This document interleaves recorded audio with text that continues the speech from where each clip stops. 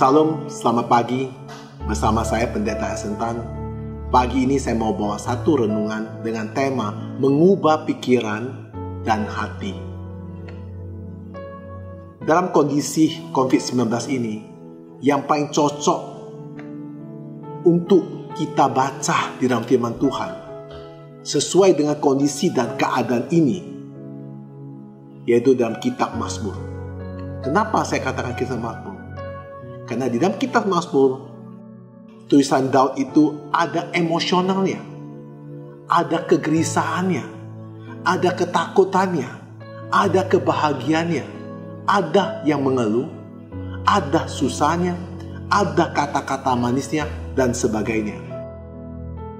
Marilah hari ini saya bawa satu firman yang kita baca bersama-sama, yaitu Mazmur 139 ayat yang ke-23 dan 24.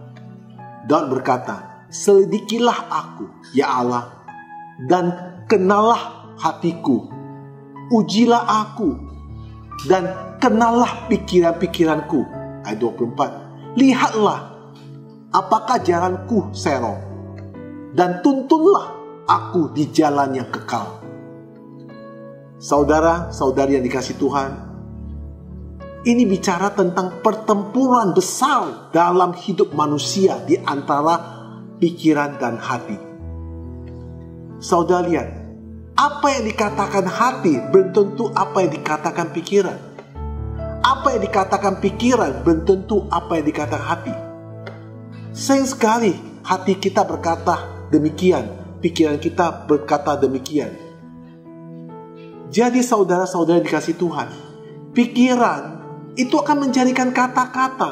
Kata-kata itu menjadikan tindakan. Tindakan itu menjadi sebuah kebiasaan. Dan kebiasaan itu menjadi apa? Karakter. Siapa yang bisa mengetahui hati dan pikiran manusia, saudara? Siapa yang bisa mengetahui pikiran hati saudara-saudari yang dikasihi Tuhan? Hanya 3 orang yang bisa mengetahui hati dan pikiran saudara. Pertama, Tuhan Yesus Kristus. Kedua, setan.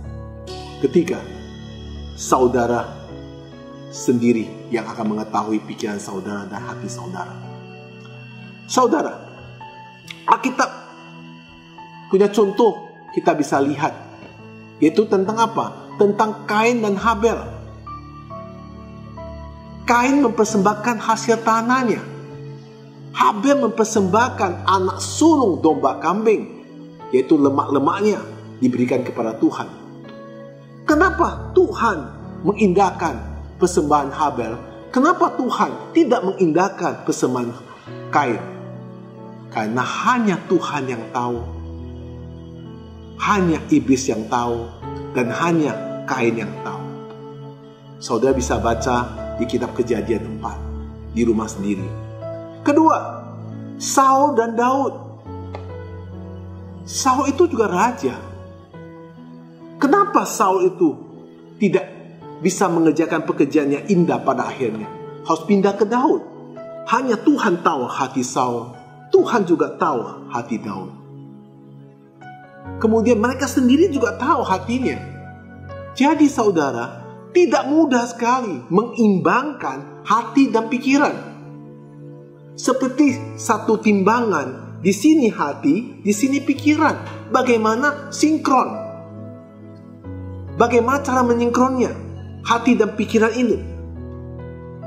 Saudara tahu bagaimana cara menyinkronkan hati dan pikiran? Pertama, dibutuhkan kejujuran hidup di hadapan Tuhan Yesus Kristus. Kedua, dibutuhkan kepercayaan hidup di hadapan Tuhan Yesus Kristus. Yang dimaksud arti kepercayaan adalah Tuhan Maha Tahu, Tuhan Maha Ada, Tuhan Maha Kuasa, Tuhan Maha Baik. Saudara, sebelum saudara bertindak melakukan sesuatu, tanya pada diri saudara. Seperti Daud menanya kepada Tuhan, "Selidikilah aku, ya Allah. Kenalkanlah hatiku, ujilah hatiku, kenalkanlah pikiranku. Lihat, apakah jalanku serong, tuntunlah aku di jalan yang kekal." Saudara, Jangan kita bertindak salah berdasarkan asumsi pikiran. Mari kita bertindak berasumsi firman Tuhan. Tanya pada Tuhan, supaya Tuhan Yesus Kristus menuntun saudara ke jalan-jalan yang benar. Marilah kita renungkan firman itu. Ubahkan hatimu, ubahkan pikiranmu menyerupai Kristus. Nah, ikutlah seperti apa yang dikatakan firman Tuhan. Maka saudara hari ini akan diberkati Tuhan. Tindakan-tindakan saudara semua indah. Persembahan-persembahan saudara seperti indah, seperti Habel. Apa yang saudara kerjakan, Tuhan akan memberkatinya. Renungkan firman pada hari ini bersama saya, Pendeta Esentan. Tuhan Yesus memberkati. Amin.